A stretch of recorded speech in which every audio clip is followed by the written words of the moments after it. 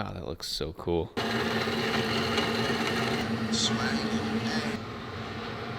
You guys know how much I love to do unboxing videos.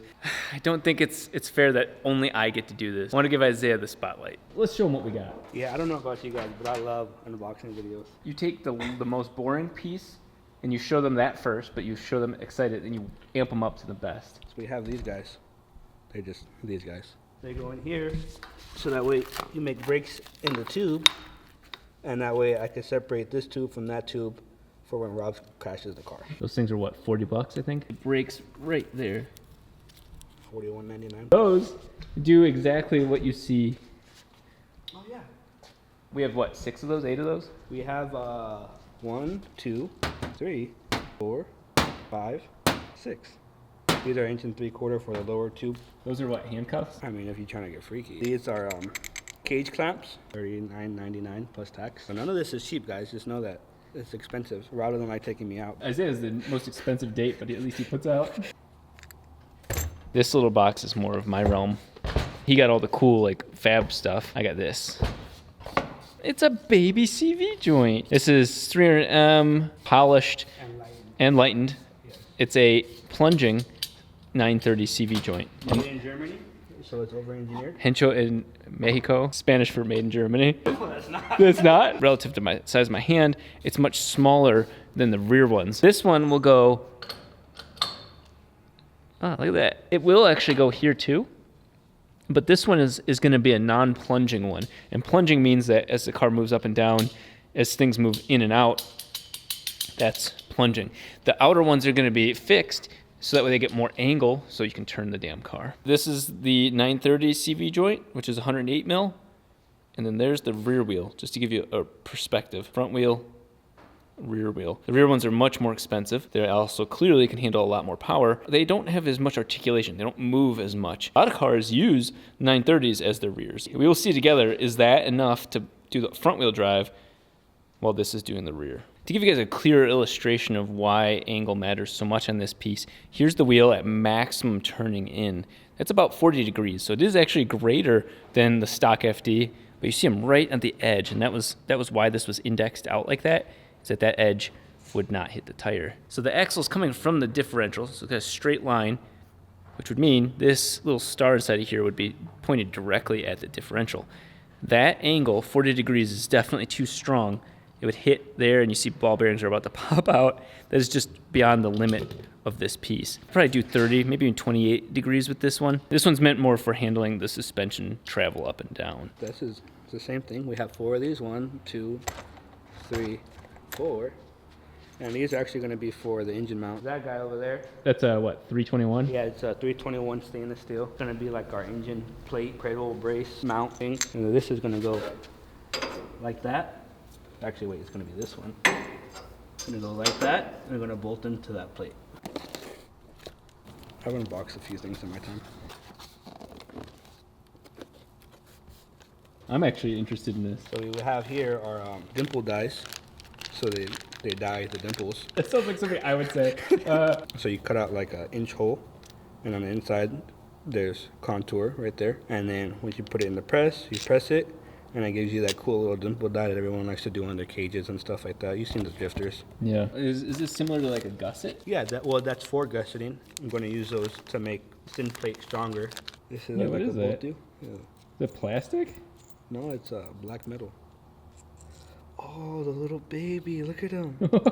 That's a dimple dye? Yeah. So this is kind of weight savings, kind of strengthening both at once. Yes, exactly. So you lose weight, like your ex always wanted to do, Yeah. and then you also strengthen it. $360 kit or something like that. We have a 1/4 inch, a 1/2 inch, 1/4 inch, inch, 1 1/4 inch, 1 1/2, 1 3/4, 2 inch, 2 1/2, and 3 inch. So you're taking that off? Yes. We can't bend this and that be in the way.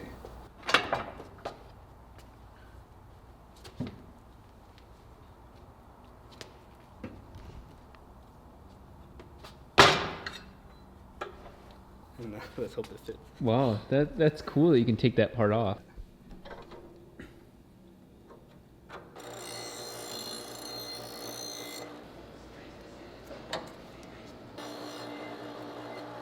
Make billet parts, obviously, with this. Oh wow, that's a billet piece? Yeah, billet piece. Oh, you can turn anything into billet.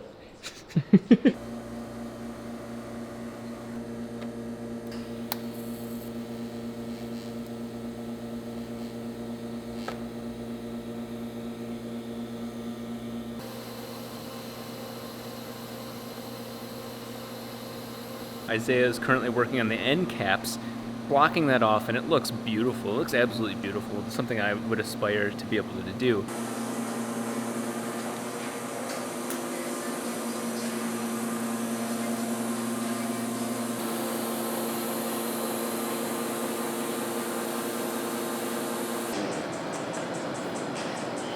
Oh, that is so clean. It just presents this so much better, and with all of that gone, everything that we fill in, all of the tube is just gonna look wonderful. While he did that, I got these made, and this is awesome. These are essentially the same thing as the oil pan on that one, how it's mounted right down there, for this dummy block over here. And since I don't have the rest of the parts for it, this will definitely come in handy. We need to make engine mounts with the pieces we showed you earlier in the video. There needs to be an oil pan to mount that to. I don't want to cannibalize what is good and what needs more work.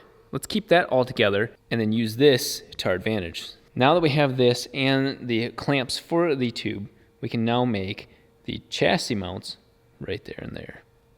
And there and there. Well, this video is taking place over 3 days. It's totally worth it. We are about to begin laying tube. If your mom's there, hit me up. I'm sorry, it has to come out, it has to come out. What we're planning here is there's gonna be a 1-inch tube coming from there, going up, hitting 2 of the 3 fender bolts, and then going, oh, we're doing, that one should be 1.5 inches. Okay, so plans already changed.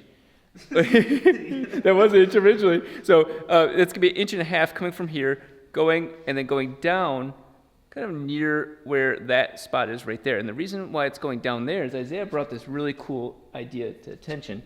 This rises up at this angle. So it's really following this angle here, go up, and kind of create like a waterfall effect. So that main tube that goes from there down then can support a tube coming from down here up, which would be for the bottom of the fender, and on the other side, that would be where it mounts in the dry sump tank. Then we have to deal with what is probably my biggest challenge, and that's the headlight buckets, the front fender bolt, the very obvious ones, which are the 2 that are gonna come from the bottom here, and then go to the bottom 1.75 inch mount tube in the front of the bumper. So it's all gonna be hidden in the bumper.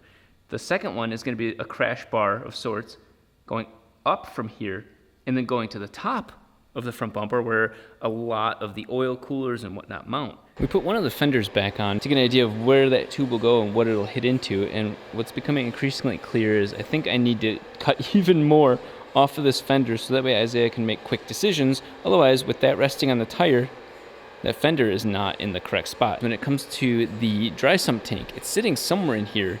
It's got to sit as close to the fender as possible without melting it. That definitely creates a challenge trying to understand where that is. Is it here? Is it here? An inch makes a big difference.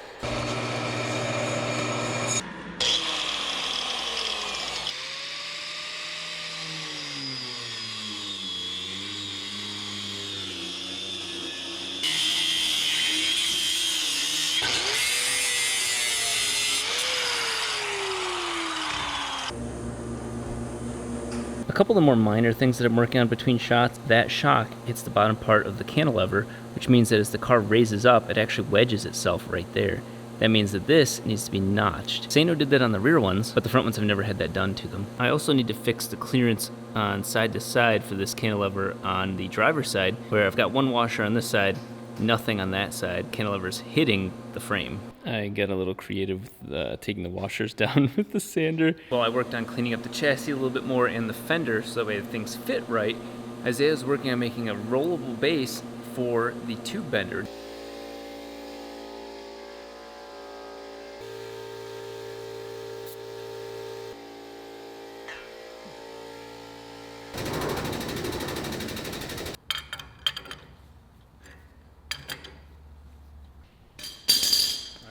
Are you ready again?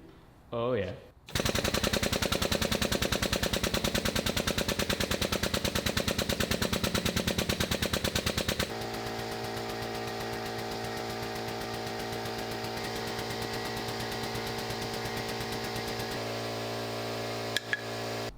have to polish those pieces. That's the one I focused on the inch and the 1 3/4 ones mostly. The candy cane. Okay, the sky looks beautiful.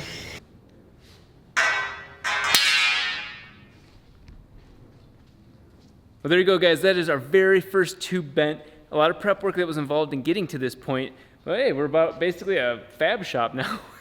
Never gonna take on customer work. At least I'm not. Isaiah may, I won't. At this point, tomorrow's video is gonna be about putting this tube into the car and moving forward. We got fenders, we've got bumpers, we've got tons of tube to lay.